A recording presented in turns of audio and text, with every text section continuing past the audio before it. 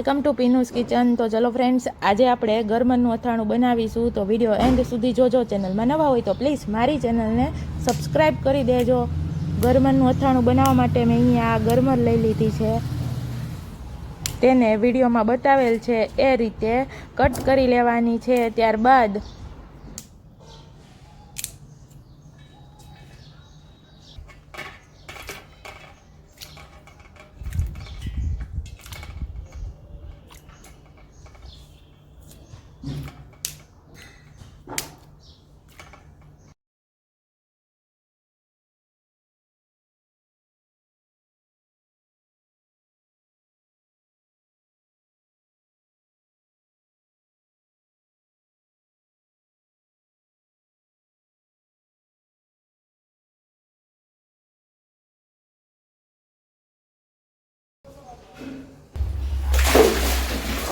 બે થી 3 વાર પાણીમાં સારી રીતે પાણી જ્યાં સુધી ક્લીન ન આવે ત્યાં સુધી તેને વોશ કરી લેવાની છે।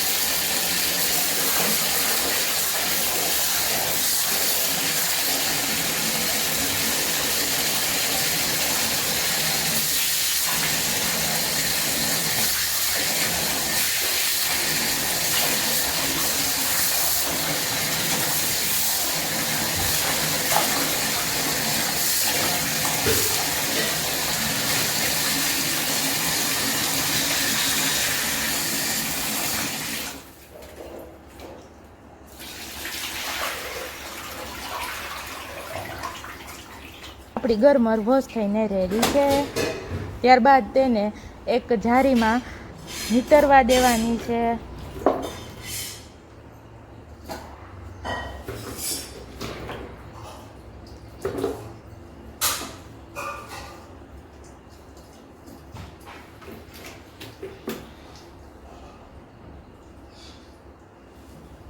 બતાવેલ છે એ રીતે ગરમરની છાલ ઉતારી લેવાની છે। ત્યાર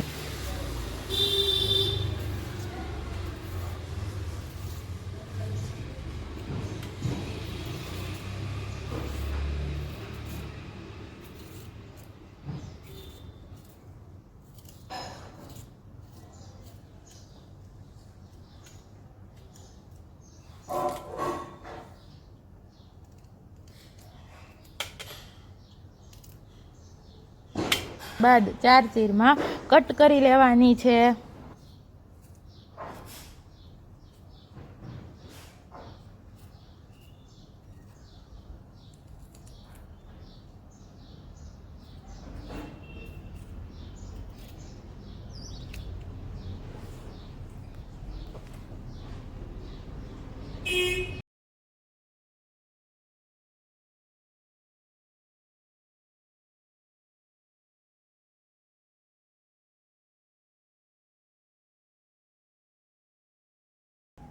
કટ કરેલી ચીર પાણીમાં જ રાખવાની છે। ત્યારબાદ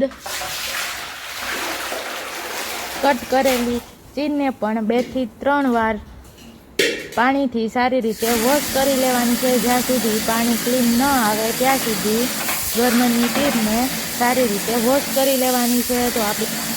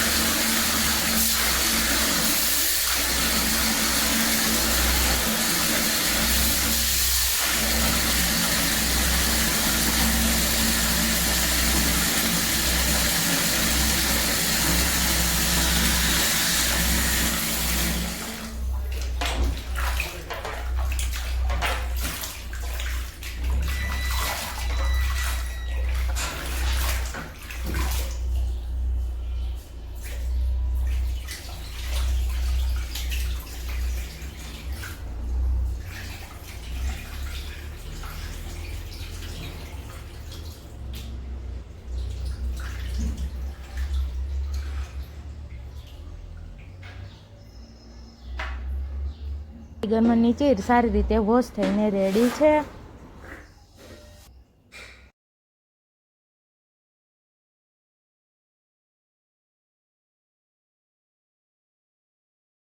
ત્યારબાદ હવે એક કાચની બોટલ લેવાની છે. તમે કોઈ પણ બોટલનો યુઝ કરી શકો છો.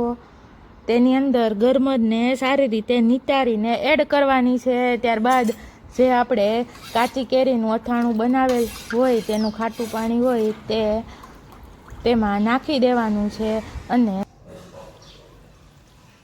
આ અથાણું તમે 2 થી 3 દિવસમાં ખાઈ શકો છો. આ અથાણાને તમે 1 વર્ષ સુધી સ્ટોર પણ કરી શકો છો. આ અથાણું 1 વર્ષ સુધી બગડતું પણ નથી. તો એકવાર જરૂરથી ટ્રાય કરજો. રોજ નવી નવી રેસીપી જોવા માટે પીનુસ કિચનને પ્લીઝ સબસ્ક્રાઈબ કરી દેજો. તો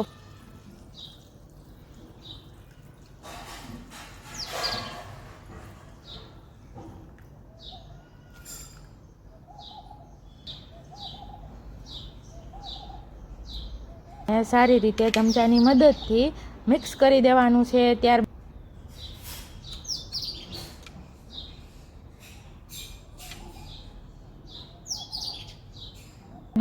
બોટલનું ઢાંકણું સારી રીતે બંધ કરી દેવાનું છે. તો તૈયાર છે ગરમનું અથાણું.